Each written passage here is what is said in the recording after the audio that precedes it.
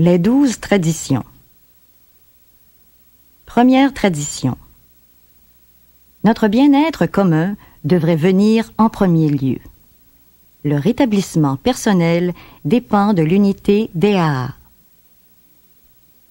Chez les alcooliques anonymes, l'unité est notre valeur la plus précieuse. Il en va de notre vie et de celle de tous ceux qui se joindront à nous. Ou nous restons unis, ou l'association est condamnée à mourir. Sans unité, le cœur de notre mouvement cesserait de battre. Ses artères ne porteraient plus, au monde entier, la grâce de Dieu qui donne la vie. Le don qu'il nous a fait aurait été pure perte. Retournés à leur misère, les alcooliques nous reprocheraient de n'avoir pas fait de AA la chose extraordinaire que l'association aurait pu être.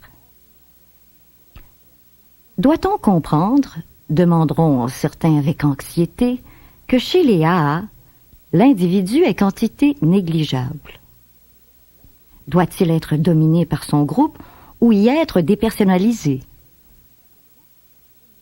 La réponse est un non catégorique.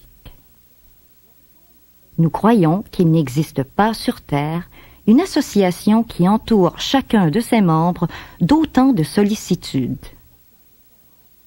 Sûrement, aucune ne protège plus jalousement le droit de chacun de penser, de parler et d'agir comme il l'entend.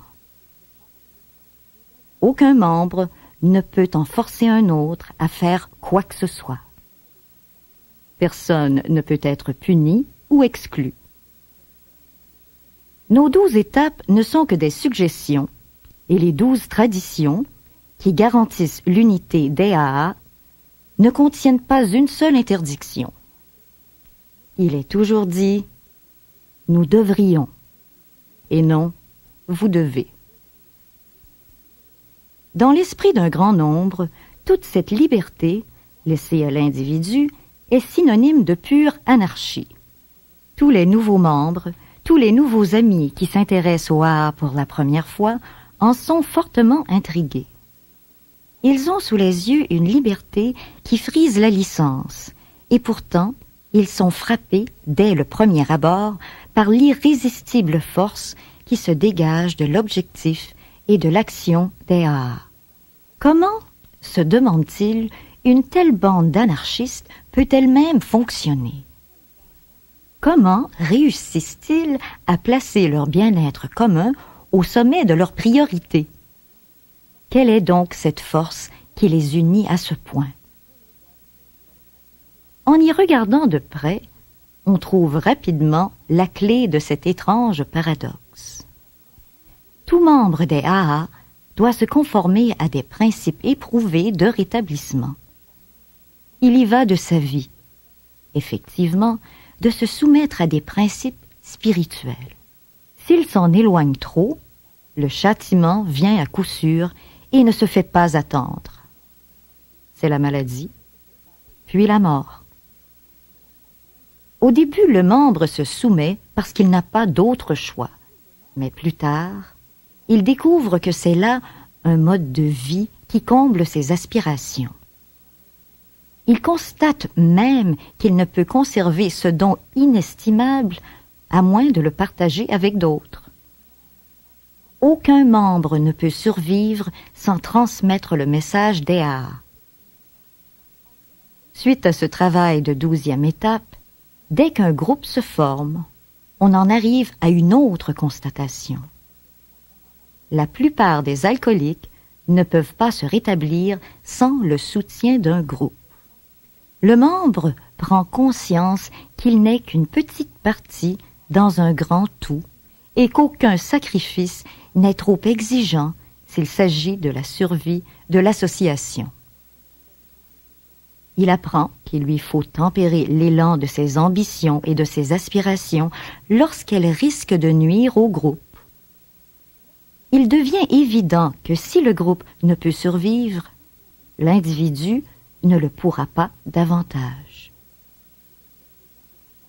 En premier lieu, Le plus important était de trouver la meilleure manière possible de bien fonctionner en groupe.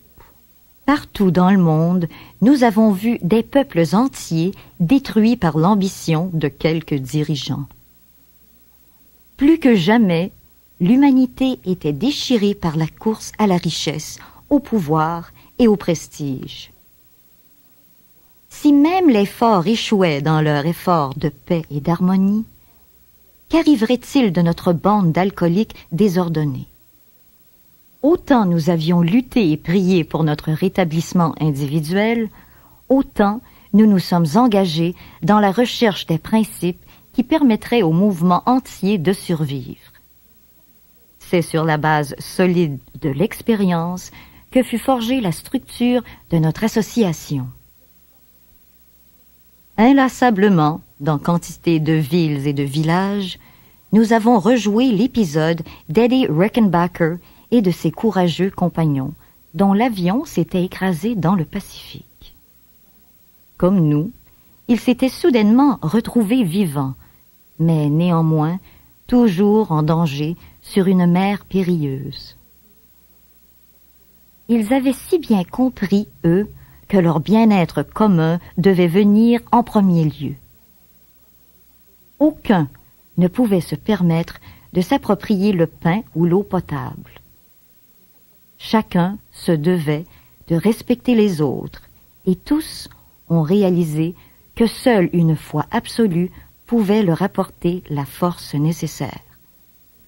Cette force, ils l'obtinrent, et ils purent, grâce à elle, surmonter tous les obstacles et faire face aux tourments de l'incertitude, de la souffrance, de la peur et du désespoir, et même à la mort de l'un d'entre eux.